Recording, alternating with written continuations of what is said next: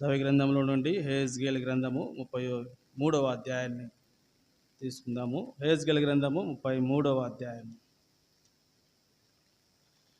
33వ అధ్యాయము మొదటి 20 వచనాలను మార్చి చదువుతాం. హెజ్కేలు గ్రంథము 33వ అధ్యాయము మొదటి 20 వచనాలను మనము మార్చి చదువుతాం.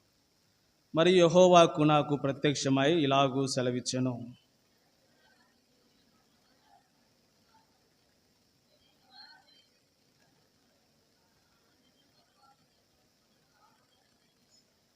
అతడు దేశం మీదకి ఖడ్గము వచ్చుట చూచి బాకా ఊది జనులను హెచ్చరిక చేసిన సమయమున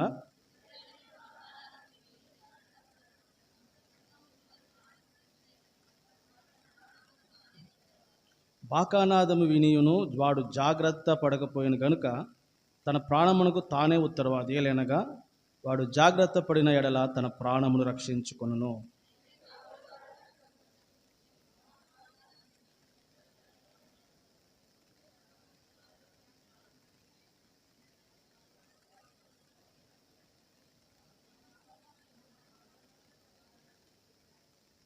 నరపుత్రుడా, నేను ఇశ్రాయేలులకు కావలివానిగా నియమించి ఉన్నాను గనుక నీవు నా నోటి మాటను విని నాకు ప్రతిగా వారిని హెచ్చరిక చేయవలెను.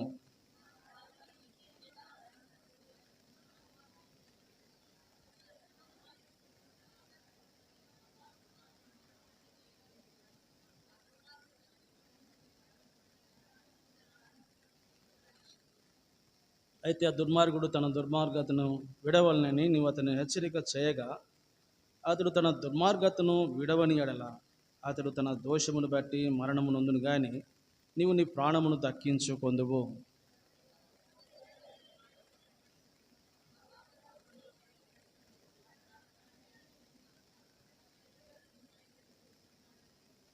కాగా వారి తిట్లనము, నా జీవం తోడు, దుర్మార్గుడు మరణము నొందుట వలన నాకు సంతోషం లేదు. దుర్మార్గుడు తన దుర్మార్గత నుండి మరలి బ్రతుకుట వలన నాకు సంతోషం కలుగును. కాబట్టి ఇశ్రాయేలులారా, మనసు త్రిప్పుకొనుడి, మీ దుర్మార్గత నుండి మరలి మనసు త్రిప్పుకొనుడి. మీరెందుకు మరణము నొందుదురు? ఇదే ప్రభువు యెహోవా వాక్కు.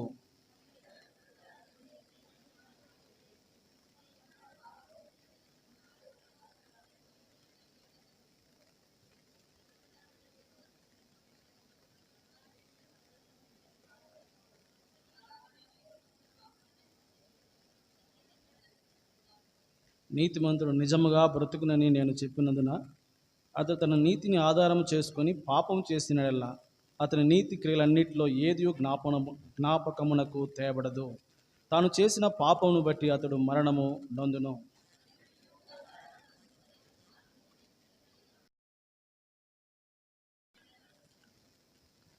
కుదో సొమ్ము మరలా అప్పగించుము.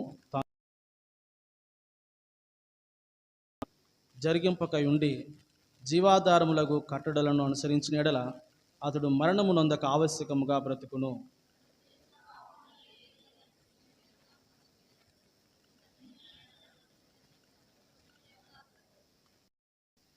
ఆయనను నిజనులు యెహోవా మార్గమును న్యాయము కాదని అనుకొందురు. వారి ప్రవర్తనయే కదా అన్యాయమైనది.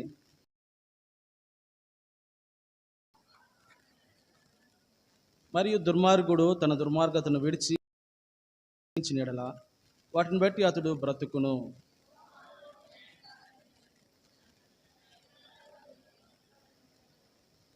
మీరు సెలవిచ్చారు, లేక ఆయన పాత్రలను త్రాగుండో వాడు శిక్షావిధికి గురి కాగవలసిన వాడని జ్ఞాపకం చేయబడుతూ ఉండగా ప్రతి మనుషుడు తనని తాను పరీక్షించుకొని అలాగ చేసే రొట్టెని తినాలని జ్ఞాపకం చేస్తూ ఉన్నారు. కనుక తండ్రి, మరొకసారి ప్రభా, మేము బలలో ప్రవేశించక మునుపు మా గమనానికి మీరు తీసుకుని వచ్చిన మీ పరిశుద్ధ లేఖన భాగాలను బట్టి మేము స్తుతిస్తున్నాం.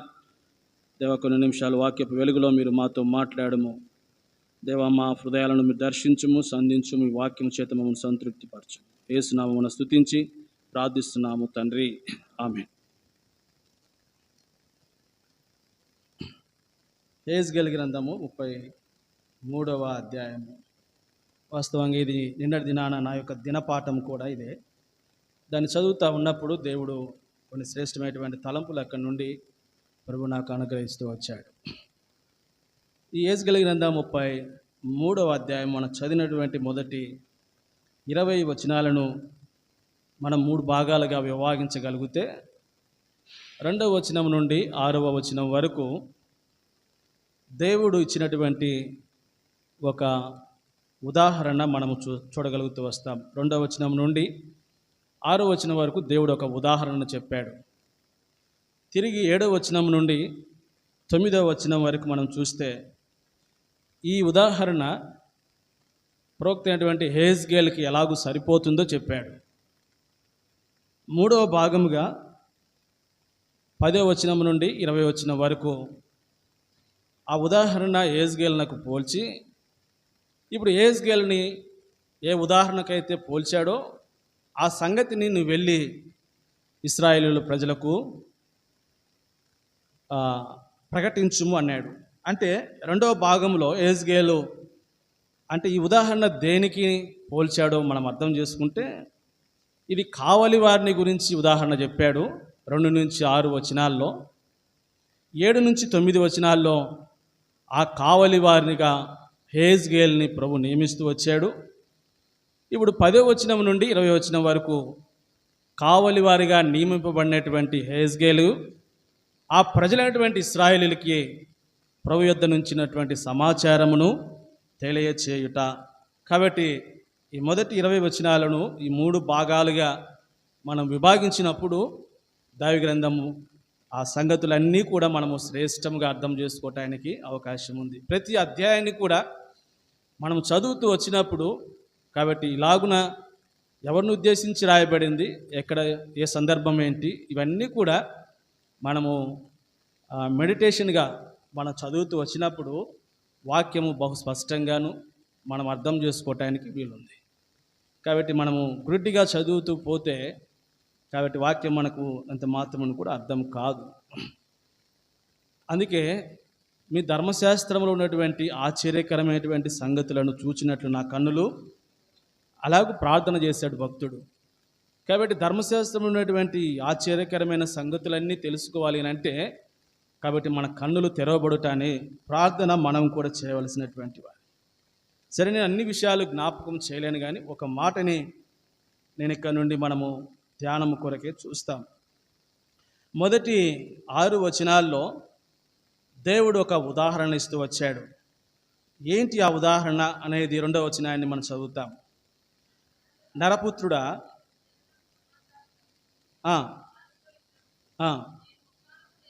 నేను ఒకానొక దేశము మీదికి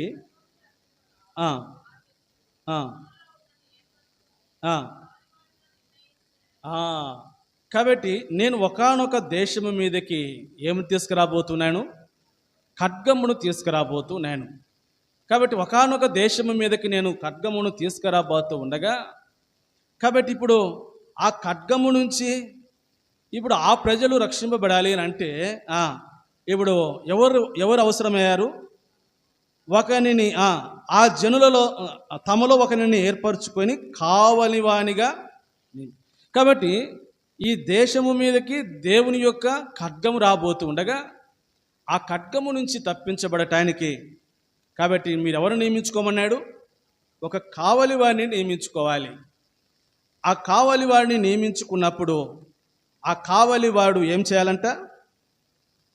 దేశం మీదకి ఖడ్గమోచుట చూచి, అతడు దేశము మీదకి ఖడ్గమోచుట చూచి, అతడంటే ఎవరు? కావలివానిగా నియమింపబడినటువంటి వాడు. అతడు దేశము మీదకి ఖడ్గమోచుట చూచి కావలివాడు ఏం చేయాలా? బాకాను ఊది జనులను హెచ్చరిక చేయాలి. కాబట్టి ఇది ఆయన యొక్క ఫంక్షనింగ్ను జ్ఞాపకం చేస్తుంది. కావలివాని యొక్క పని అది.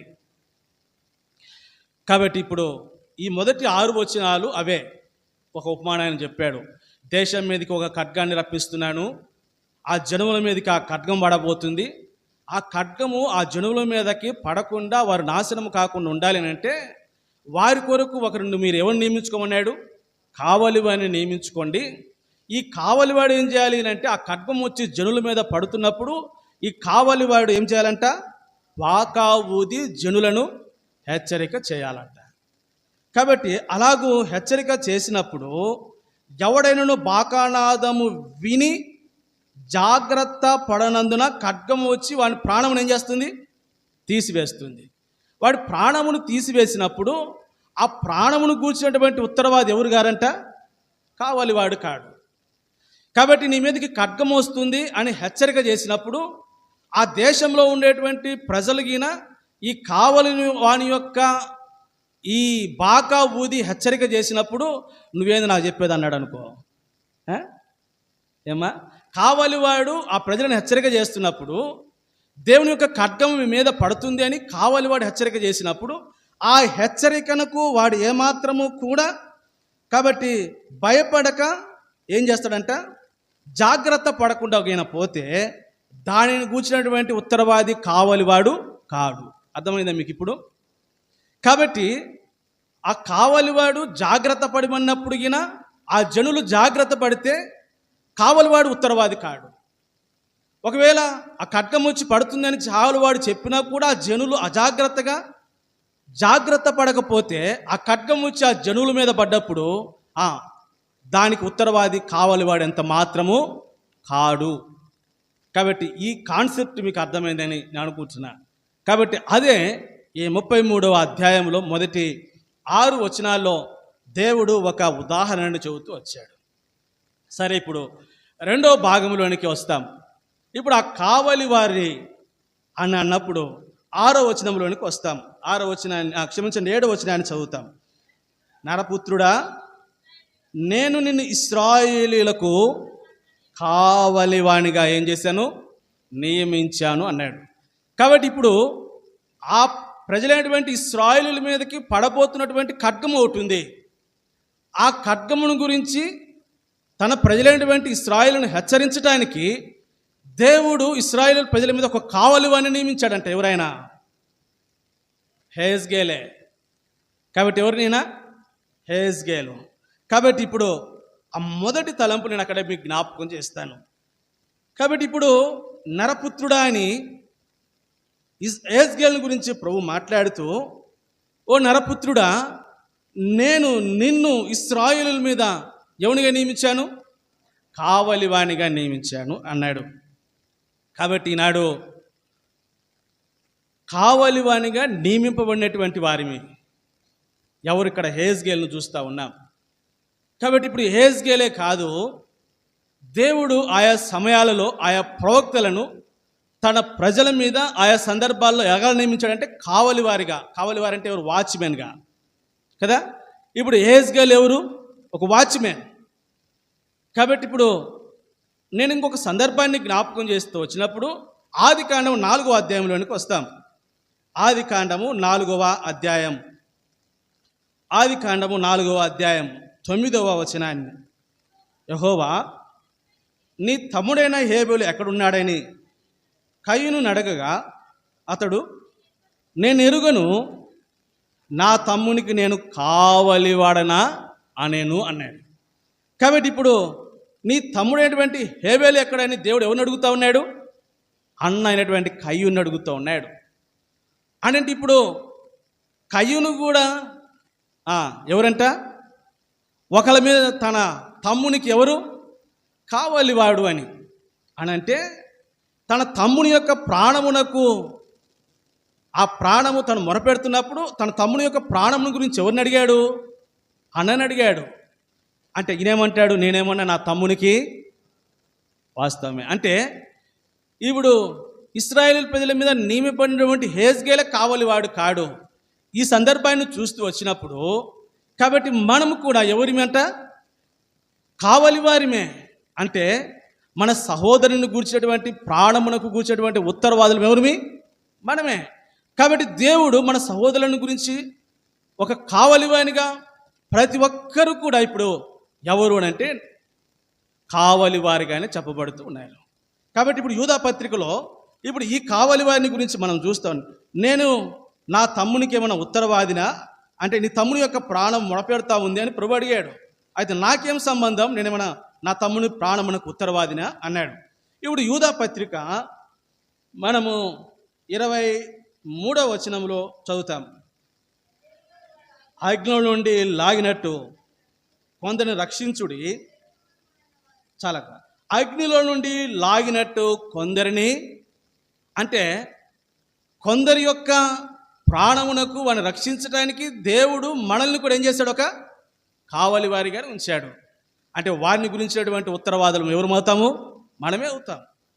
కాబట్టి హేజ్గాలు తన ప్రజలైనటువంటి ఇశ్రాయేలు మీదకి కావలి వారిగా నియమించినప్పుడు ఇప్పుడు దేవుడు మనల్ని కూడా అట్టి ఖడ్గము వచ్చి పడుతున్నటువంటి ఆ ప్రజల విషయమైనటువంటి వారి ప్రాణం విషయమైనటువంటి ఉత్తరవాదులుగా, అంటే కావలి వారిగా ప్రభు మనల్ని ఉంచాడు. ఒక దినం వచ్చినప్పుడు ప్రభు అడుగుతాడేమని, ఆ ప్రియుని యొక్క, ఆ సహోదరుని యొక్క ప్రాణమునకు నువ్వెవరివి?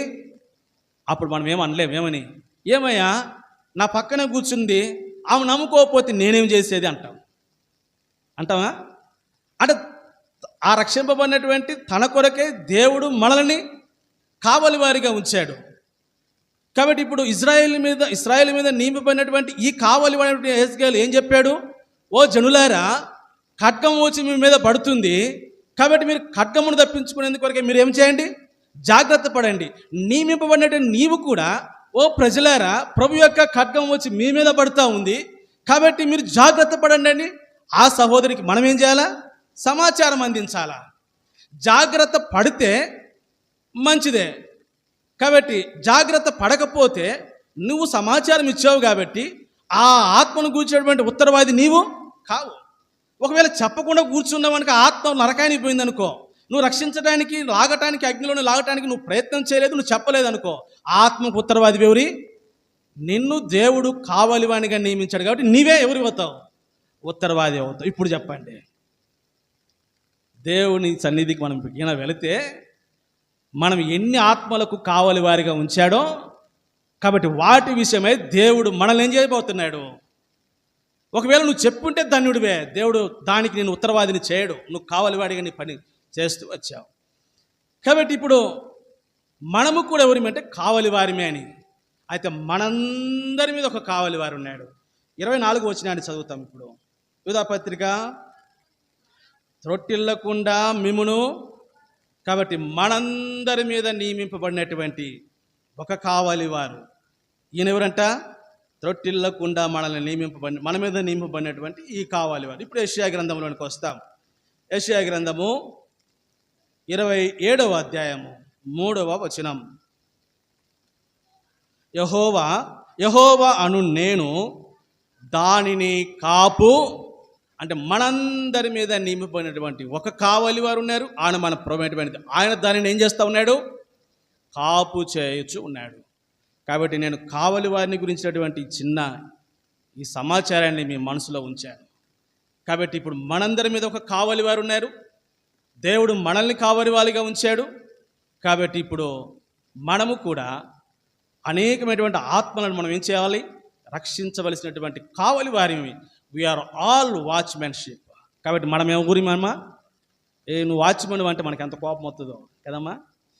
మనం గజిటెడ్ ఆఫీసర్ అంటే బాగుంటుంది, కానీ నువ్వు వాచ్మెన్రా అంటే నేను చెప్పుకుంటాను, నేను వాచ్మెన్ని. దేవుడు నన్ను ఎట్లా నియమించాడు, వాచ్మెన్గా ఉంచాడు, కావలి వానిగా ఉంచాడు. కాబట్టి అది నేను ఎట్లా చెప్పుకోవాలి, మనము కాళ్ళ ఎగరేసి అంటారు చూడండి. కనుక మనం ఎవరి అంటే మనం కావలి వారిమే, ప్రభు మనల్ని కావలి వారిగా ఉంచాడు. సరే, ఇప్పుడు యెహెజ్కేలు వద్దకు వస్తాం. కావలి వారిని గురించిన ఈ సమాచారం వద్ద ఇప్పుడు 33వ అధ్యాయం యెహెజ్కేలు గ్రంథము 2వ వచనం యొక్క చివరి భాగంలో మనం ఏం చదువుతూ వచ్చాము, ఆ జనులు తమలో ఒకరిని ఏర్పరచుకొని కావలి వానిగా నిర్ణయించిన ఎడల. కాబట్టి ఇప్పుడు ఆ జనులు 7వ అధ్యాయంలోనికి వచ్చినప్పుడు ప్రభువే ఆ జనుల కొరకే ఒక కావలి వారిని నియమించాడు. ఆయన ఎవరంట? కాబట్టి ఇప్పుడు యెహెజ్కేలు గురించి మొదటి తలంపు ఏంటంటే ఇశ్రాయేలుల మీద నియమింపబడినటువంటి కావలి. కాబట్టి ఇప్పుడు ఈ కావలి వారి యొక్క పని ఏంటి అని అంటే ఏం చేయాలంటే, ఇప్పుడు కావలివాడు 3వ వచనం, అతడు దేశం మీదకి ఖడ్గమూచుట చూచి బాకా ఊది జనులను హెచ్చరిక చేయాలి. కాబట్టి ఈ కావలివాని యొక్క పని ఏంటి అని అంటే, కావలివాడు ఏం ఊదాలంటమ్మా, బాకా ఊదాలి. కాబట్టి ఇక్కడ బాకా అని రాయబడింది, కానీ సంఖ్యాకాండం 10వ అధ్యాయం 1వ వచనంలో అది బూరా అని చెప్పి రాయబడింది. బూరా అని చెప్పి రాయబడింది. ఇంగ్లీష్లో అయితే ట్రంపెట్ అని రాయబడింది. కాబట్టి బాకా లేకపోతే బూరా ఓదవలసినటువంటి వారు. కాబట్టి ఇప్పుడు ఈ కావలివాని యొక్క పనేంటి అని అంటే, ఈ కావలివాడు బూర ఊదాలి, లేకపోతే బాకాని ఊదాలి. కాబట్టి నాడు ఇశ్రాయేలుల మీద నియమింపబడినటువంటి ఆ కావలివాడు హెజ్కేలు. కాబట్టి ఆయన ఆ ప్రజలైనటువంటి ఇశ్రాయేలుల మీదకి తీసుకురాబడినటువంటి ఖడ్గం విషయమై బాకాను బూరను ఊదుతూ రావాలి. ఆ బూర వినినప్పుడు ఆ ప్రజలైనటువంటి ఇశ్రాయేలులు ఏం కావాలంటమ్మా? జాగ్రత్త పడాలి. జాగ్రత్త పడితే వారి మీదకి దేవుని యొక్క ఖడ్గం రాదు. ఈనాడు ఈ బాకాన్ని ఊదెందు కొరకై దేవుడు కాబట్టి ఇప్పుడు ఈ ప్రజల మీద నియమించినటువంటి ఈ కావలి వాళ్ళు కూడా ఉన్నారు. మనం ఒక మాట నేను మీకు జ్ఞాపకం చేస్తా. అపోస్తుల కార్యములో పౌలపోస్తులుడు స్పష్టంగానే జ్ఞాపకం చేస్తూ వచ్చాడు. అపోస్తుల కార్యములో 20వ అధ్యాయము 28వ వచనం.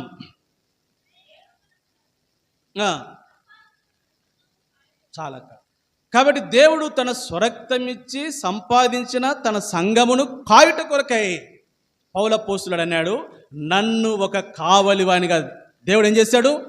కాబట్టి ఇప్పుడు పౌలపోస్తులు సంఘమును కాయుట కొరకేటువంటి కావలివానిగా ఉంచుతూ వచ్చాడు. అందుకే ఆ హెజ్కేలు ఎట్లయితే బాకా ఊది ఆ ప్రజలను హెచ్చరిక చేశాడో, పౌలపోస్తులుడు కూడా సంఘము మీద నియమబడినటువంటి కావలివాడిగా అనేక పర్యాయాలు మీరు గమనించినట్లయితే రోమా సంఘము మొదలుకొని, కాబట్టి ప్రతి సంఘమును కూడా తాను ఏం చేస్తూ వచ్చాడు?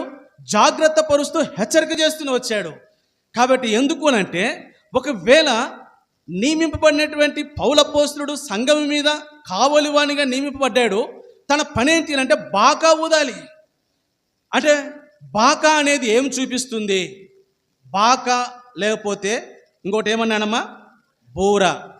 బాకా ఊదటము, బూర ఊదటము. బాకా బూర దేనికి సాదృశ్యంగా ఉంది అంటే ఒక మాట నేను జ్ఞాపకం చేస్తాను. ప్రకటన గ్రంథం 1వ అధ్యాయంలోనికి వస్తే మీరు జాగ్రత్తగా వింటే మీకు అర్థమవుతుంది.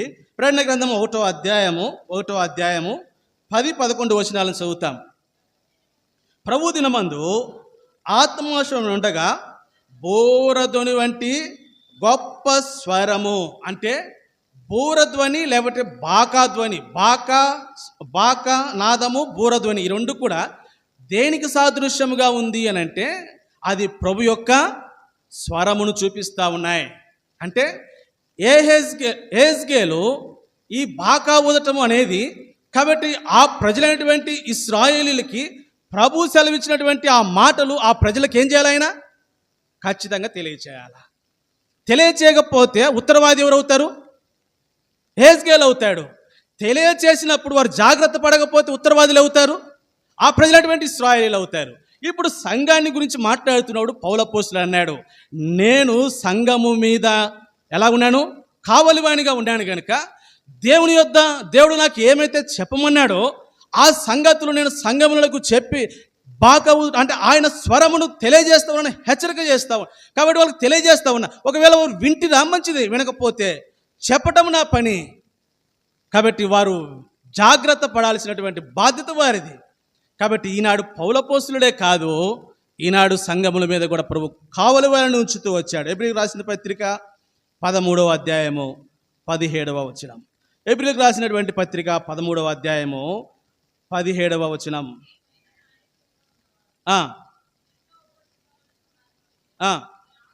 కాబట్టి మీ ఆత్మలను వాళ్ళు ఏం చేస్తున్నవారు? కాయుచున్నటువంటి వారు. అంటే దేవుడు ఆత్మల మీద కూడా కావలి వారిని ఉంచారు. కాబట్టి కావలి వారిగా నియమిపడినటువంటి ఈ ఆత్మల మీద కావలిగా నియమిపడినటువంటి ఈ కావలి వారిమైనటువంటి తన దాసులైనటువంటి తన సేవకులైనటువంటి వారు. కాబట్టి ప్రభు ఏమైతే చెప్పాడో ఆ సమాచారమును నాడు హెజ్కేలు కావలివాడిగా ఆ ప్రజలకు తెలియజేస్తూ వచ్చాడు. ఇప్పుడు మేము కూడా ఆ సంగతిని తన ప్రజలకు ఏం చేయాలా? తెలియచేయాలా. ఒకవేళ తెలియజేస్తూ వచ్చినప్పుడు ప్రభు ఏం చెప్పమన్నాడో కొన్నిసార్లు కఠినంగా చెప్పవలసి వస్తుంది కదా. కొన్నిసార్లు ఉన్నది ఉన్నట్టుగా చెప్పవలసి వస్తుంది, కొన్నిసార్లు సూటిగా అది మన యొద్దకే వస్తుంది. అయితే మన ముఖము నిన్న మొన్న ఉన్నట్లు ఉండదు. ఇప్పుడు చెప్పండి, చెప్పకపోతిమా ప్రభు మమ్మల్ని? కాబట్టి ఆత్మకు ఉత్తరవాదులు మేమే. కాబట్టి మేము ఇప్పుడు ప్రభువునకు లోబడి ఆ మాట చెప్పినప్పుడు జాగ్రత్త పడితిరా, మీరు ఖడ్గం నుంచి తప్పించుకుంటారు. ఒకవేళ పడచెవిని పెడతారా, ఖడ్గం వచ్చి ప్రజల మీద పడుతుంది. అందుకోసమే కొన్ని పర్యాయాలు ఇటువంటి ఇరుకైన పరిస్థితుల్లో కూడా ఈ కావలి వారు ఎన్నో పరిస్థితులు గుండా వెళ్ళవలసి వస్తుంది. కావలి వారిగా అనేక పర్యాయాలు, అనేక విధాలుగా, కాబట్టి ఎన్నో మాటలు, ఎన్నో రకాలైనటువంటి, కాబట్టి తిరస్కారము, తృణీకారము, ఎన్నో రకాలుగా హింసలు, ఎన్నో రకాలైనటువంటి పరిస్థితులు ఈ కావలి వారు ఎదుర్కోవలసినటువంటి వారు. అయినను సరే ప్రభు చెప్పాడు, నీవు ఇశ్రాయేలు మీద నిన్ను ఎలాగ నియమిస్తున్నాను, కావలివానిగా నియమిస్తున్నాను కనుక ఈ సమాచారం అంతా వారికి తెలియచేయి అని చెప్పిన. కాబట్టి ఇప్పుడు ఇక్కడికి వస్తాము. ఇప్పుడు హెజ్కేలు యొద్దకు వస్తే హెజ్కేలు కావలివాడిగా కనపడుతూ ఉన్నాడు. హెజ్కేలు గ్రంథము 33వ అధ్యాయము. హెజ్కేలు గ్రంథము 33వ అధ్యాయము. 33వ అధ్యాయము ఇప్పుడు 7వ వచనం ఆయన చదువుతాం.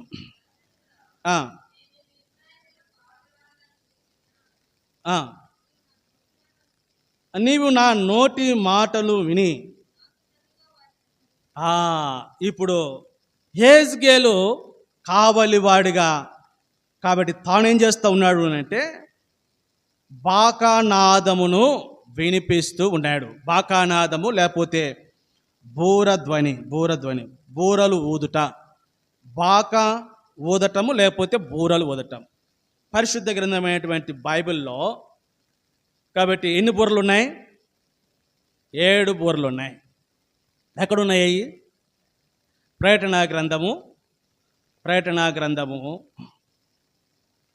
గ్రంథము మనం మిగిలిన 8వ అధ్యాయాన్ని మీరు చదవండి. 8, 9 అధ్యాయాల్లో 10వ అధ్యాయంలో కూడా, కాబట్టి 6వ వచనం ఒకటి మాత్రం చదువుతాం. 8వ అధ్యాయం 6వ వచనం. కాబట్టి దేవుని దూతలలో ఎన్ని బూరలు ఉన్నాయంటమ్మా? 7 దూతలు వారి చేతుల్లో బూరలు ఉన్నాయి. ఎన్ని బూరలు? 7 బూరలు. అవి వారు ఊదవలసినటువంటి, అంటే ఈ బూరలు దేవుని దూతలు. అయితే ఇక్కడ హెజ్కేలు గ్రంథంలో రాయబడినటువంటి ఈ బూర లేకపోతే ఈ బాక, కాబట్టి అక్కడ దేవదూతలు ఊదినటువంటి బూరలు కాదు. అవి కాకుండా మరి 7 బూరలు ఉన్నాయి. అందులో ఒక బూర ఇది హెజ్కేలు ఊదుతూ ఉన్నాడు. హెజ్కేలు చేతిలో ఉన్నటువంటి బూర. కాబట్టి ఈ బాక లేకపోతే ఈ బూరలో మొదటి బూర, లేకపోతే 7 బూరల్లో ఇది ఒక బూర. ఆ 7 బూరలు ఏంటో నేను మీకు జ్ఞాపకం చేస్తాను. మొదటి బూర సంఖ్యాకాండము 10వ అధ్యాయము 2, 4 వచనాలు. సంఖ్యాకాండము 10వ అధ్యాయము.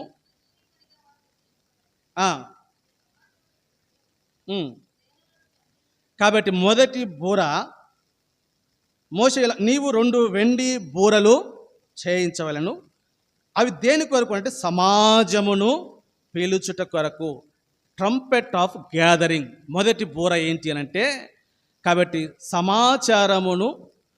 సమాజం దాన్ని ఏమన్నాడు అక్కడ, సమాజమును పిలుచుట కొరకైన బూర. ఇది మొదటి బూర. రెండవ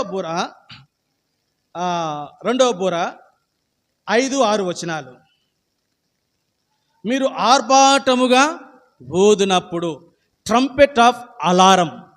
కాబట్టి ఏ బూర అంటే ఆర్భాటముగా ఊదినటువంటి బూర. ఇది రెండవ బూర. మూడవ బూర ఏంటి అంటే సంఖ్యాకాండము 10వ అధ్యాయము 9వ వచనం. సంఖ్యాకాండము 10వ అధ్యాయము 9వ వచనం. మిమ్మును బాధించు శత్రువులకు విరోధముగా యుద్ధమునకు వెళ్ళినప్పుడు ఆర్భాటముగా, కాబట్టి ట్రంపెట్ ఆఫ్ బ్యాటిల్ అంటే యుద్ధమునకు ఊదవలసినటువంటి బూరలు. ఇది ఎన్నో బూరమ్మా? 3వ బూర. కొరింథీ మొదటి పత్రిక 14వ అధ్యాయం 8వ వచనంలో అక్కడ ఇది కూడా కోడ్ చేయబట్ట మనం చూస్తాం. కొరింథీ మొదటి పత్రిక 14వ అధ్యాయం 8వ వచనం.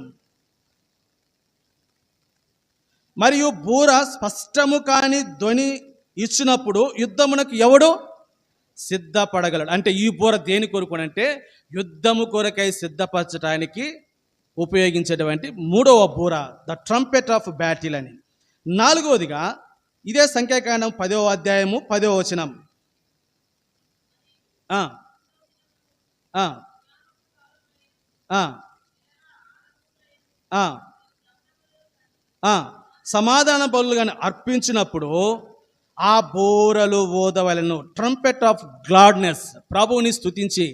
కాబట్టి ఈ పండగల సమయంలో ఊదేటువంటి ఈ బూర 98వ కీర్తన 6లో కూడా 98వ కీర్తన 6 90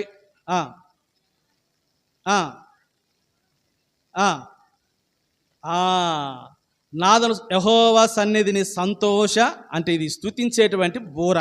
కాబట్టి ఇది ఎన్నో బూర అంటే 4వ బూర. 5వ బూర యెహోషువ గ్రంథము 6వ అధ్యాయము 4-5 వచనాలు. యెహోషువ గ్రంథము 6వ అధ్యాయము 4-5 వచనాలు. ఆ ఆ ఆ ఆ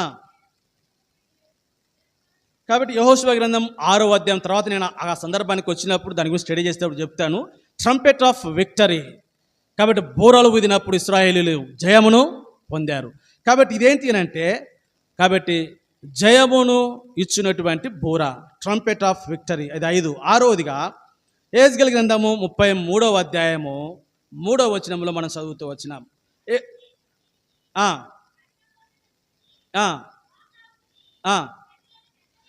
జనులను హెచ్చరిక చేయటానికి ఊదబడినటువంటి బూర, అదేంటి?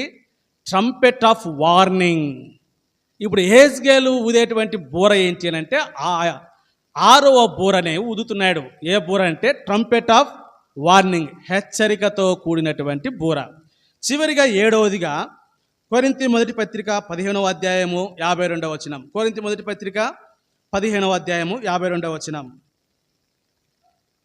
ఇదిగో మీకు ఒక మర్మం తెలుపుచున్నాను, మనమందరం నిద్రించము, కానీ నిమిషంలో ఒక రెప్పపాటున కడబూరం మ్రోగగానే మనమందరం మార్పు పొందుదాం. బూరం రోగును, అప్పుడు మృతులను అక్షయులుగాను లేపబడుదురు. మనము trumpet of resurrection and transformation అనేది చిట్ట చివరి బూర, 7వ బూర. దీనిని ఏ బూర అన్నారు? కడబూర. ప్రభు చిత్తమైతే రాత్రికి నేను కడబూర గురించి ఇప్పుడు చెప్తాను. కానీ ఇప్పుడైతే యెహెజ్కేలు ఊదినటువంటి బూర ఎన్నో బూర? 5వ బూర. ఏంటిదంట ఆ బూర? Trumpet of warning. అక్కడికి వస్తాం ఇప్పుడు. కాబట్టి ఇప్పుడు 33వ అధ్యాయము యెహెజ్కేలు గ్రంథము 33వ అధ్యాయము. కాబట్టి ఇప్పుడు యెహెజ్కేలు ప్రజలను గురించి తన ప్రజలైనటువంటి ఇశ్రాయేలుల మీద ఊదుతున్నటువంటి బూర ఏంటి అని అంటే, ఇప్పుడు 3వ వచనాన్ని చదువుతాం. 33వ అధ్యాయం 3వ వచనం.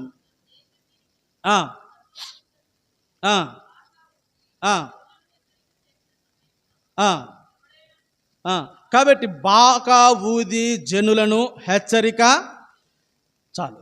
కాబట్టి ఇప్పుడు యెహెజ్కేలు ఊదుతున్నటువంటి ఈ బూర అంటే ఏం చెప్పాను? యెహోవా స్వరము, దేవుని స్వరము. కాబట్టి ఇప్పుడు యెహెజ్కేలు ఊదుతున్నటువంటి ఈ బూర ఏంటి అని అంటే, ఇది ఆ ప్రజలకు వార్నింగ్ ఇస్తున్నటువంటి బూర.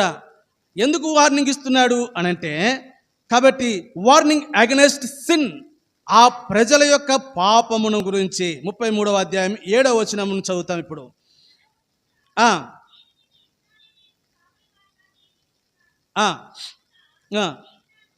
నీవు నా నోటి మాటను విని, కాబట్టి నా ప్రతిగా వారిని హెచ్చరిక చేయి. దుర్మార్గుడా, నీవు నిశ్చయముగా అది. ఇప్పుడు చెప్పాడు యెహెజ్కేలుకి, ఓ యెహెజ్కేలు, ఈ ప్రజల మీదకి ఖడ్గం రాబోతుంది. ఎందుకనంటే ఈ ప్రజలు ఎవరంట? వీరు దుర్మార్గము నడుచుకొని ఉన్నారు. కాబట్టి వీరు దుర్మార్గమును నడుచుకొనిచున్నటువంటి వారిగా అతడు తన దుర్మార్గమును, ఓ ఇశ్రాయేలీయులారా, మీరు చాలా దుర్మార్గముగా నడుచుకొనిచున్నారు, వెళ్ళి చెప్పు, ఈ హెచ్చరిక, ఈ బాకాను, ఈ బూరను నువ్వు వెళ్ళి ఆ ప్రజలతో ఊదు అంటే, ఈ బూర ఇది ప్రభు యొక్క స్వరం. ఓ ఇశ్రాయేలీయులారా, ఇదిగో ప్రభు మీతో మాట్లాడుతున్నటువంటి ఈ మాట చూడు, ఈ స్వరము చూడు, ఇది నాది కాదు, ఇది ఆయన బూర, ఇది ఆయన స్వరము. కేవలం నేను ఊదుతూ ఉన్నా, కేవలం నేను కాబట్టి ఆయనకు స్వరంగా మాట్లాడుతూ ఉన్నా అనేది మనం ఎరగాలి. అనేకసార్లు మన మీద నియమిపోయినటువంటి ఆత్మల మీద నియమిపోయినటువంటి ఆ కావలివారు అది వారి స్వరము కాదు, ప్రభువే వారి ద్వారా ఆయన స్వరంగా మాట్లాడుతూ వచ్చినప్పుడు, ఓ ఇశ్రాయేలీయులారా మీరు దుర్మార్గులు. ఇంకేమంటాడు, మీరు ఎట్లున్నారంట 10వ వచనం, ఇశ్రాయేలీయులకు ఈ మాట ప్రకటింపము, మా పాప దోషములు. అంటే ఓ ఇశ్రాయేలీయులారా మీరు దుర్మార్గంలో ఉన్నారు, మీరు పాపములో ఉన్నారు, కాబట్టి మీ మీదకి దేవుని యొక్క ఖడ్గం వచ్చి పడుతుంది. యెహెజ్కేలు ఆ ప్రజలకు ఈ బూర ప్రభు యొక్క స్వరమును హెచ్చరిక చేస్తూ ఉన్నాడు. చేరవచ్చినటువంటి ప్రియ జనాంగమా, ఎన్నో పర్యాయాలు దేవుడు మిమ్మల్ని కూడా తన బూర వల్ల కావలి వారి ద్వారా ప్రభు చెప్పమన్నప్పుడు ఆ స్వరము ఆ బూర శబ్దం మిమ్మల్ని హెచ్చరిక చేయటానికి కొరకై ఎన్ని పర్యాయాలు వినబడతా వచ్చింది, ఎన్నిసార్లు తన స్వరమును ప్రభు వినిపిస్తూ వచ్చాడు. కాబట్టి మీరు దుర్మార్గంలో ఉన్నారు, పాపములో ఉన్నారు. ఇలాగూ మీరు దుర్మార్గంలో ఉంటే, ఇలాగూ మీరు పాపములో ఉంటే దేవుని యొక్క ఖడ్గము ఓ ప్రజలారా మీ మీద ఏం కాబోతుంది, పడబోతా ఉంది. కాబట్టి మీ ప్రాణములకు నష్టం ఉంది. ఆ ఖడ్గం వచ్చి మీ ప్రాణముల మీద పడితే మీ ప్రాణములు, కాబట్టి ఆ ఖడ్గమునకు బలి కాకుండానట్లు. కాబట్టి ఈ మధ్యాహ్న కాల సమయం దేవుడు తన కావలి వారి ద్వారా ఆ స్వరము ఆ బూరధ్వని నీకు వినపడుతుండగా నీ జీవితంలో ఎంత కాలం నుంచి ఇంకా నిర్లక్ష్యం చేస్తూ ఉన్నావు, ఎంత కాలం. నేనేమో కష్టపడి అరిచి వాక్యం చదువుతా ఉంటే చాలామంది ఆగి నిద్రలు పోతూ ఉన్నారు. ఏం చేయాలి చెప్పండి, మీరు చెప్పండి. పోని ఆపేయమంటారా? అంటే నా వర్తమానం జోలపాట పాడినట్టుందా? ఎంత విచారం అంటే, ఎంతో మోకరించి ప్రభు దగ్గర కనిపెట్టి మా ఇంట్లో వాళ్ళకి తెలుసు, అంటే నేను గొప్ప చెప్పుకున్నట్టు ఉంటుంది. అంతగా ప్రయాసపడి సిద్ధపడి కష్టపడి వస్తూ ఉంటే మనం హాయిగా నిద్రపోతూ ఉంటే నిర్లక్ష్యంగా వాక్యం ఏంట. అదే మరొక తలంపు కూడా ఉంది ఇక్కడ, నేను మాది జ్ఞాపకం చేస్తాను. అక్కడ నిద్రపోవాలనుకోండి, ఇదేమన్నా దేవుని మందిరం నిద్రపోయే స్థలమా? వాళ్ళు నిద్రించుచుండగా శత్రువు వచ్చి నాటాడంట. అది నిద్రపోయే పరిస్థితి అంతా అంతే. గురువులు నాటిపోతాడు శత్రువు వచ్చి, తర్వాత పీక్కులేక సావాలి మనమే. కాబట్టి ఇప్పుడు ఆ హెచ్చరిక, మీరు దుర్మార్గంలో ఉన్నారు, మీరు పాపంలో ఉన్నారన్న సంగతిని తెలియజేయబడుతూ ఉంటే, కాబట్టి మన జీవితాలు ఎరుగుదాం. ఈ మధ్యాహ్న కాల సమయం ఈ కావలి వారిది ప్రభు ప్రకటన చేస్తూ ఉన్నాడు. ఈ బూరధ్వని, హెచ్చరికతో కూడినటువంటి బూరధ్వని.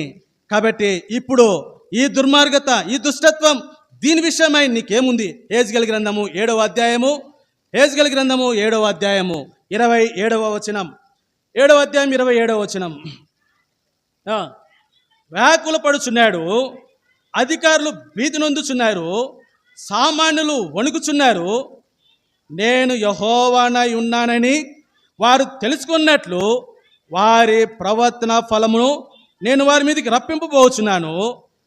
వారు చేసిన దోషములను బట్టి వారికి తీర్పు తీర్చబోతున్నాను. ఇశ్రాయేలీయులారా మీ దుర్మార్గతను బట్టి, మీ పాపమును బట్టి మీ మీద ఖడ్గం తీసుకురాబోతుంది. ఆ ఖడ్గం ఏంటో చెబుతున్నాడు, నేను వారి మీదకి ఏం తేబోతున్నాను? తీర్పు. ఇంకా నీ పాపములోడో దుర్మార్గతలో జీవిస్తున్నటువంటి ఓ మనుషుడా, దేవుని యొక్క ఖడ్గం వచ్చి మీ మీద పడబోతా ఉంది. దేవుని యొక్క తీర్పు మీ మీద రాబోతా ఉంది. దేవుడు తన కావలివాణ్ణి పంపి ఇశ్రాయేలు ప్రజలకు ఆ యెహెజ్కేలు కావలివాణిగా ప్రకటిస్తున్నట్లుగా ఈ బూర, ఈ స్వరము ప్రభువే నీకు వినిపిస్తున్నాడు. కావలి వారిగా వినిపిస్తూ ఉన్నాం. కాబట్టి మీ దుర్మార్గత పాపంలోనే, కాబట్టి హెచ్చరిక చేస్తూ ఉన్నా. వినిపించుకోకుండా కింద ఉంటే దేవుని యొక్క ఖడ్గము, ఆ శిక్ష ఏమవుతుందంట, నీ మీద పడబోతా ఉంది అని. ప్రభువుకి స్తోత్రం. ఒకవేళ ఈ హెచ్చరిక విని ఈ ఖడ్గం మీద పడినప్పుడు ఈ హెచ్చరికను నువ్వు జాగ్రత్త పడినట్లయితే ఈ ఖడ్గం నీ మీద నుంచి తప్పించబడతావు. అంటే ఈ శిక్ష నుండి నువ్వేం చేయబడతావు?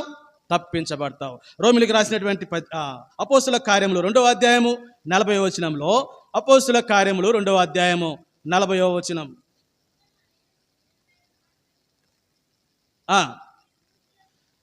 మీరు మూర్ఖులకు ఈ తరము వారికి, అదే ఈ సమాచారం, ఈ ఖడ్గము, కాబట్టి దాని గురించి సమాచారం మీకు, ఆ శిక్షణ గురించి మూర్ఖులకి తరం వారికి వేరే ఏం చేయండి?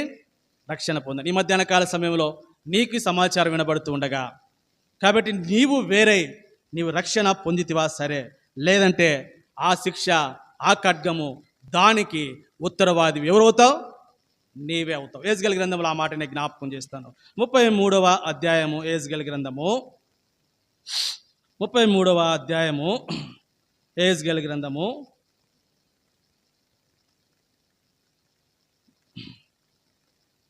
8వ వచనం.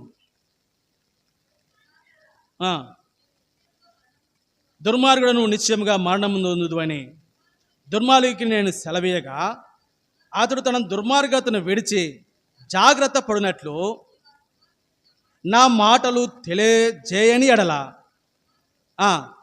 తన దోషమును బట్టి మరణము నొందును కానీ అతని ప్రాణమును గూర్చి నిన్ను. కాబట్టి దేవుడు మమ్మను విచార చేయకున్నట్లు ఈ సమాచారము ప్రభువే బోరదని వేళ మీకు కనపడుతుండగా ఆ శిక్ష నుంచి తప్పించబట్టానికి నేడే ప్రభువైనటువంటి యేసుక్రీస్తు వారి వద్దకు రమ్ము.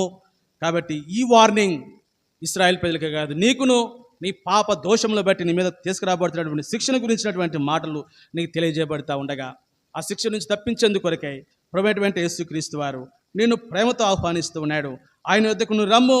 కాబట్టి నీవు శిక్ష నుంచి తప్పించబడతావు. రోమిలికి రాసిన పత్రిక 2వ అధ్యాయము 8-9 వచనాలు. సో రోమిలికి రాసిన పత్రిక 8వ అధ్యాయము 2వ అధ్యాయం 8-9 వచనాలు చదువు.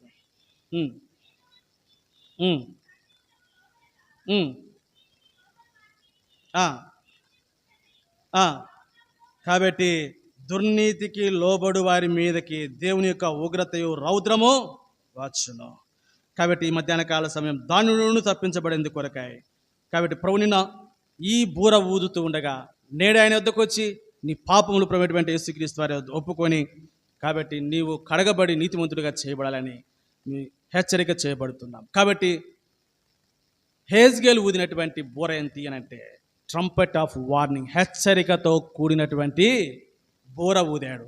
ఏ హెచ్చరిక అంటే మొట్టమొదటిగా వారి యొక్క పాపముల విషయము, దాని మీద వారి మీద తీసుకురాబడుతున్నటువంటి దేవుని యొక్క ఖడ్గముల గురించి హెచ్చరిక చేశాడు. ఈ మధ్యాహ్న కాల సమయం ఈ హెచ్చరిక నీకు చేయబడింది. కాబట్టి ఇక మీ ఆత్మకు మీరే ఉత్తరవాదులు. ప్రభు చెప్పమన్నాడు కాబట్టి ఆ సమాచారం చెప్పాం. ఒక దినం ప్రభు దాని విషయమే మమ్మల్ని ఎంత మాత్రమును కూడా అడిగాడు. కావలి వారిగా ప్రభు ఆ సంగతి తెలియమన్నాడు, తెలియజేస్తూ వచ్చాం. ఆ తర్వాత ఎవరి ఆత్మకు వారే ఉత్తరవాదులు. కాబట్టి మధ్యాహ్న కాల సమయం తృణీకరించి త్రోసిపోకు. రేపటి దినం నీది కాదు, రేపేం సంభవించునో తెలియదు. ఒకవేళ ఈ సమయంలో నువ్వు వెళుతున్నప్పుడు నీ ప్రాణం నీలో నుంచి కొనిపోబడితే సహోదరి ఆ ఖడ్గము నీ మీద పడుతుంది, నువ్వు శిక్షకు పాత్రుడు. నేడే రమ్ము, ప్రభువైన యేసుక్రీస్తు వారి మీ పాపములు ఒప్పుకొని కడిగి శుద్ధీకరించుకొని ఆయన కుమారుడిగా చేయవాలని మనవి చేస్తా ఉన్నాం. కాబట్టి ఇది మొదటి హెచ్చరిక కావలివాడిగా యెహెజ్కేలు ఇశ్రాయేల్ ప్రజలకు చేస్తూ వచ్చాడు. ఇక నేను ఆయా సమయాల్లో ఆయా సందర్భాల్లో కాబట్టి కావలివారిగా నియమింపబడ్డాడు తన ప్రవక్తలైనటువంటి వారిని ఇశ్రాయేలుల మీద. వారు కూడా ఆ ప్రజలను ఆయా సందర్భాల్లో హెచ్చరిక చేస్తూ వచ్చారు. నేను ఇంకొక తలంపును మాత్రమే జ్ఞాపకం చేసి ముగిస్తాను. కాబట్టి ఎక్కువ నేను చెప్పలేను, 4 తలంపులు చెప్పాలనుకున్నా కానీ ఈ 2వ తలంపుతో 41వ అధ్యాయము ఆది కాండము ఇక్కడ నేను ముగించడానికి ప్రయత్నం చేస్తాను. 41వ అధ్యాయము ఆది కాండము 28వ వచనం. ఇదే దేవుడు తాను చేయబోచున్నది ఫరోకు చూపించెను. ఇదిగో ఐగుప్తు దేశమందు అంతటను బహు సమృద్ధిగా పంట పండు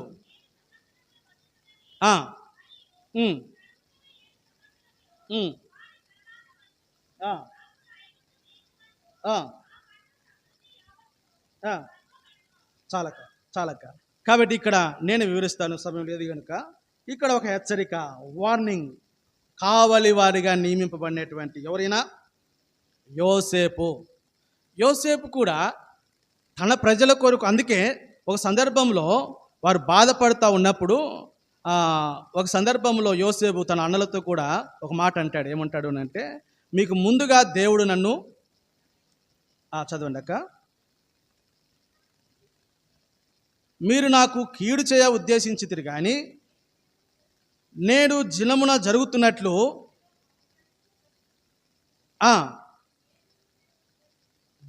మీ మేలుకే దేవుడు ఉద్దేశించి నన్ను ఇక్కడికి, అంటే ఆ అన్నలు ఆ ప్రజలైనటువంటి వారి కొరకు కావలి వారిగా దేవుడు ముందే యోసేపుని ఐగుప్తునకు పంపాడు. కాబట్టి ఇప్పుడు నియమింపబడినటువంటి కావలివాడైనటువంటి యోసేపు ఇప్పుడు ఒక హెచ్చరిక చేస్తూ ఉన్నాడు ఐగుప్తులో.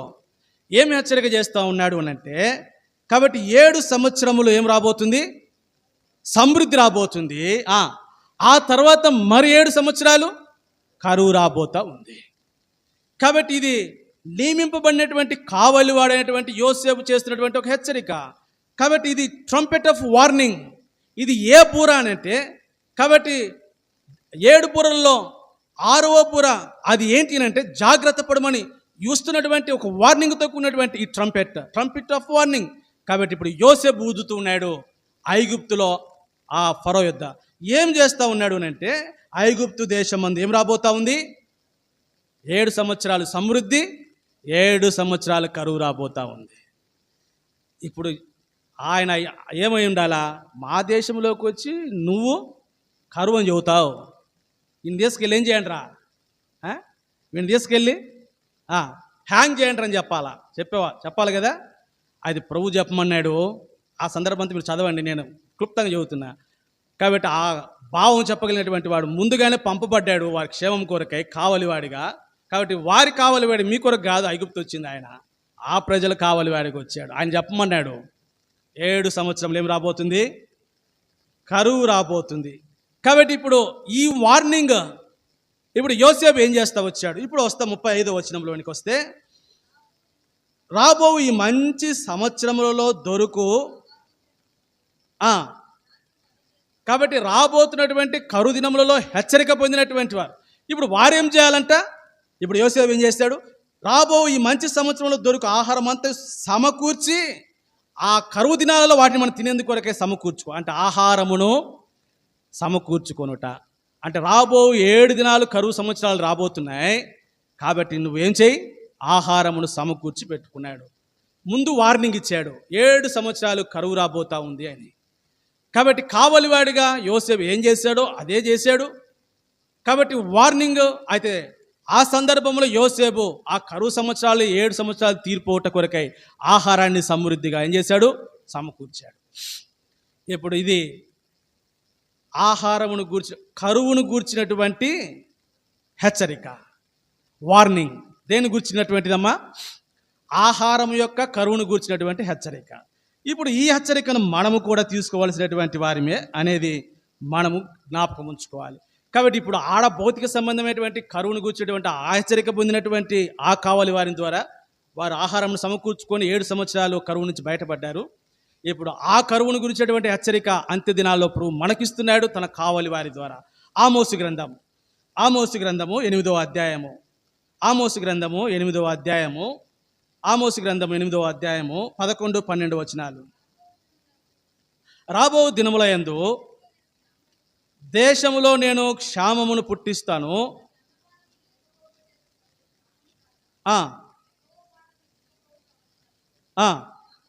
కాబట్టి రాబో దినముల యందు దేశములో నేను ఏం పుట్టించబోతున్నా?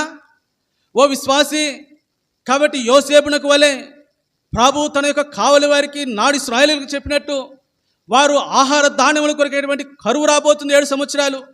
ఆ కరువు నుంచి తప్పించబడేందుకు కొరకే యోసేపు ఆహార ధాన్యాలను సమకూర్చి పెట్టుకున్నాడు. అయితే ఇప్పుడు మన యొద్దకు ఆ హెచ్చరిక వచ్చింది. కాబట్టి ఈ కావలి వారిగా దేవుడు ఈ హెచ్చరికను తన ప్రజలైనటువంటి మన మధ్యకు తీసుకొచ్చాడు. ఏంటి అని అంటే, రాబో దినముల యందు దేశంలో నేనేం పుట్టించబోతున్నా? క్షేమం పుట్టించబోతా ఉన్నా. అది ఏంటి అంట? అది అన్నపానములను కూర్చేటువంటి క్షేమం కాదు. ఏంటి? యెహోవా మాట వినకపోవటం వలన వచ్చు క్షేమము అని చెప్పి ఏమన్నాడు ఇప్పుడు 12వ వచనంలో. కాబట్టి జనులు యెహోవా మాట వెదుకుటకై ఈ సముద్రము నుండి కాబట్టి కరువు రాబోతున్నప్పుడు దేవుని యొక్క వాక్యం అనేటువంటి కరువుని గురించి, దేవుని మాట అంటే దేవుని యొక్క వాక్యమే. కాబట్టి ఈ మాట వినకపోవటం అంటే ఇక దేవుని యొక్క వాక్యము అనేది వినిపించబడనంత కరువు రాబోతా ఉంది. హెచ్చరిక తీసుకుందాం. కాబట్టి దేవుడు చెప్పాడు, తన కావలి వారిని పంపాడు. కాబట్టి ఈ బూర ఈ ప్రజలైనటువంటి వారికి చెప్పు, రాబో దినాల్లో ఆమోసు ఆ ప్రజలకు చెప్పు, రాబో దినాల్లో అన్నపానములైతే ఏముంది? కాబట్టి ఇది ఉండకపోయినా ఈ పాడు శరీరం కాబట్టి ఒకవేళ పోయినా పోతుంది, కానీ అయితే ఇంకొక కరువు ఉంది, అది రాబో దినాల్లో. కాబట్టి నీ మీదకి రాబోతున్నటువంటి కరువు ఒకటి ఉంది. అదేంటి అంటే దేవుని మాట అనేటువంటి ద వర్డ్ ఆఫ్ గాడ్, లేకపోతే దేవుని యొక్క వాక్యము ఈ కరువు రాబోతా ఉంది. ఈ హెచ్చరికను తీసుకుందాం. ఈ మధ్యాహ్న కాల సమయంలో రాబో దినాల్లో రాబోతుంది. ఈ హెచ్చరిక కావలి వారి ద్వారా మనకు వినిపించబడుతుంది. ఈ బాకానికి విధపడుతుంది. కాబట్టి ఈ కరువు నీ మీదకి రాబోతా ఉండగా, ఈ వాక్యమైనటువంటి కరువు నీకు రాబోతా ఉండగా, కాబట్టి ఈ కరువు రాకముందే కాబట్టి మనం ఏం చేయాలంట? సమకూర్చి పెట్టుకోవాలంట. అందుకే నేను ఇప్పుడు ఆ మాటని జ్ఞాపకం చేస్తా ఉన్నా. 41 మాటని ఇక్కడ నేను మీకు జ్ఞాపకం చేస్తాను. ఏంటి అని అంటే, దేవుడు ఈ కరువు విషయమై కొలసీలకు రాసినటువంటి పత్రిక 3వ అధ్యాయము 16వ వచనం యొక్క చివరి భాగమును మనం చూస్తాం. సమస్త విధములైనటువంటి జ్ఞానముతో క్రీస్తు వాక్యము మీలో, ఈ మధ్యాహ్న కాల సమయం ఈ హెచ్చరిక ఉంటున్నటువంటి ఓ సహోదరుడా, కాబట్టి కరువు సంవత్సరాలు రాబోతుండగా ఈ ఆహారము, దేవుని యొక్క వాక్యము మనలో సమృద్ధిగా నింపుకోవాలంట, తినాలంట. అందుకే యెహెజ్కేలు గ్రంథంలో 3వ అధ్యాయం 3వ వచనంలో ఏమని రాయబడింది అని అంటే, నేను కడుపారా తిన్నా. దేవుని యొక్క వాక్యమును కడుపు నిండా కడుపారా తిని దానితో కడుపు నింపుకోవాల్సినటువంటి దినాలు ఇవి. పొట్టుతో కడుపు నింపుకుంటున్నావు కాబట్టి వాడు పొట్టుతో తన కడుపు నింప ఆశ కలిగాడు. పొట్టుతో కడుపు నింపితే కాబట్టి ఆ పొట్టు నీ కడుపు ఆకలిని తీర్చదు. అయితే వాక్యం అనే కరువు రాబోతా ఉంది. నీ చేతిలో వాక్యం ఉండదు. అయితే వాక్యము నీకు అందుబాటు ఉండగా ఈ హెచ్చరికను తీసుకొని, కాబట్టి ఈ హెచ్చరికను ఉన్నటువంటి నీవు క్రీస్తు యొక్క వాక్యమును హృదయంలో నింపుకో. హృదయంలో యెహెజ్కేలు గ్రంథం 3:3 ప్రకారం కడుపు నిండా దేవుని యొక్క వాక్యమును కడుపు నిండా తిను. పలావ్ అయితే తింటాం కదా కడుపు నిండా తినం. కాబట్టి స్పెషల్ అయితే తింటాం కదా కడుపు నిండా. అయితే దేవుని యొక్క వాక్యం వద్దకు వచ్చేసరికి ఎంత చేదో వినటానికి ఇష్టపడం. ఒక 10 నిమిషాలు ఆలస్యం అయితే విసుగు చెందుతాం. ఒకవేళ ఇంకా ఆ దినం రాబోతుంది. ఈ రకంగా స్వేచ్ఛగా దేవుని యొక్క వాక్యము కాబట్టి నీకు అందించబడినటువంటి ఆ దినాలు రాకపోతా ఉంది. కాబట్టి దేవుని వాక్యము కొరకైనటువంటి ఈ తృష్ణాన్ని జీవితంలో అవసరం. ఈ హెచ్చరికను ఉంది. ఈ మధ్యాహ్న కాల సమయంలో ప్రభు యొక్క బలలో చేవేతున్నావో సహోదరుడా, ఈ తృష్ణ దుప్పి నీటి వాగుల కొరకే ఆశపడినట్లు 42వ అధ్యాయం 1వ వచనం కీర్తనకారుడు, దేవా నీ కొరకు నా ప్రాణము, దేవుని యొక్క వాక్యము కొరకైనటువంటి తృష్ణ, దేవుని వాక్యము కొరకైనటువంటి ఆశ నీ జీవితంలో గిన లేకపోతే ఆ కరువు వచ్చినప్పుడు, కాబట్టి నువ్వు నింపుకోకపోతే ఆ దినం ఒక దినం వస్తుంది. నువ్వు దేశం యొక్క ఈ కోణ నుంచి ఆ కోణకు తిరిగినా కూడా నీకేం దొరకదు? దేవుని వాక్యము అనేటువంటిది నీకు దొరకదు. నువ్వు అనుకోవచ్చేమో ఏం దొరక్కపోతే ఏమవుతుంది అని. నేను 3 విషయాలు జ్ఞాపకం చేస్తాను. అందులో ఒకటి 19వ కీర్తన 10వ వచనం. 19వ కీర్తన 10వ వచనం.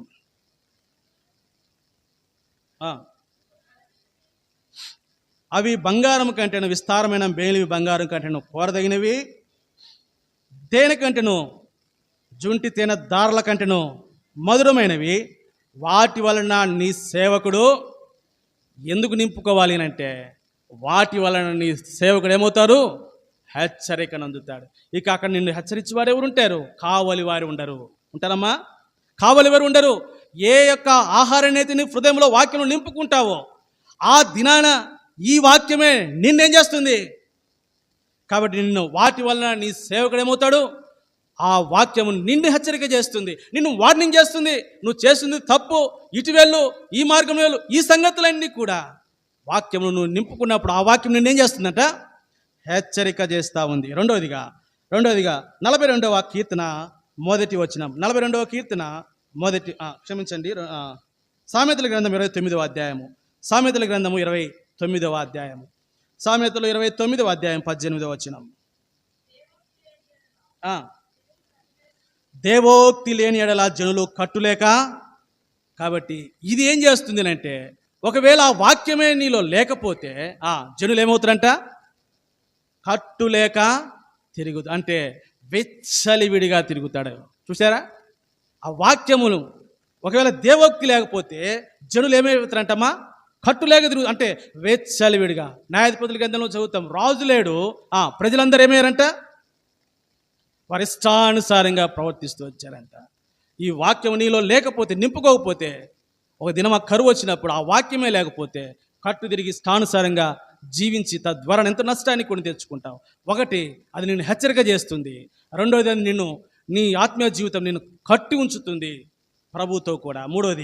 మూడోది మరొక మాట నేను జ్ఞాపకం చేస్తాను. తిమోతి 2వ పత్రిక 3వ అధ్యాయము 16-17 వచనాలు.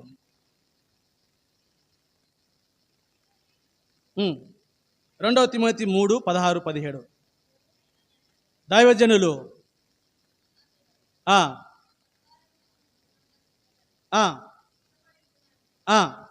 దైవావేశం వలన కలిగినటువంటి ప్రతి లేఖనము ఉపదేశించును, ఖండించును, తప్పుదిద్దును, నీతి యందు శిక్ష చేయను. కాబట్టి ఎంత ఆవశ్యకము వాక్యం అర్థమవుతుంది కదా. కాబట్టి ఏం చేస్తుందంట ఉపదేశించి, ఖండించి, తప్పును దిద్ది, నీతి యందు. ఈ మధ్యాహ్న కాల సమయంలో ప్రభు యొక్క బలలో చేవేసినటువంటి మనము హెచ్చరికను తీసుకో. ఆ కావలి వారు పంపి రాబో 7 సంవత్సరాలు కరువు రాబోతా ఉండగా దేవుని యొక్క వాక్యం విషయమైనటువంటి ఆ తృష్ణ మనము కలిగినటువంటి వారమై, ఎలాగైతే 7 సంవత్సరాలు ఆ కరువు దినాల్లో పంటను సమకూర్చి యోసేపు ఆ ప్రజలను కాపాడుతూ వచ్చాడు, ఆ కరువు సంవత్సరాల నుంచి నువ్వు తప్పించబడింది కనుక ఆ వాక్యమును మన హృదయంలో ఏం చేయాలంట? నింపుకోవాలంట. తద్వారా మనం హెచ్చరికను పొందుతాము. తద్వారా మనము ఏమవుతామంట? ప్రభుతో కూడా కట్టుబడి, అంటే విచ్చలవిడిగా తెగకుండా ప్రభుతో కూడా అంటుకట్టబడి, కాబట్టి బౌండరీస్ని కలిగి ఉంటాము. మూడవదిగా దాని ద్వారా మనము ఉపదేశించబడతాం, ఖండించబడతాం, తప్పు దిద్దుబాటు చేయబడతాం, నీతి యందు శిక్షణ చేయబడుతూ వస్తాం. ప్రియ సహోదరి, ఈ మధ్యాహ్న కాల సమయంలో ఈ 2వ బూర హెచ్చరిక ఏంటి అని అంటే ఆ కరువు దినాలను గురించి. దేవుని యొక్క వాక్యం విషయమైనటువంటి నీ ఆసక్తి ఎట్లుందో ఒకసారి పరీక్షించుకొని ప్రభువులో మనం చేవేస్తాం. మోకరించండి, ప్రార్థన చేస్తాం.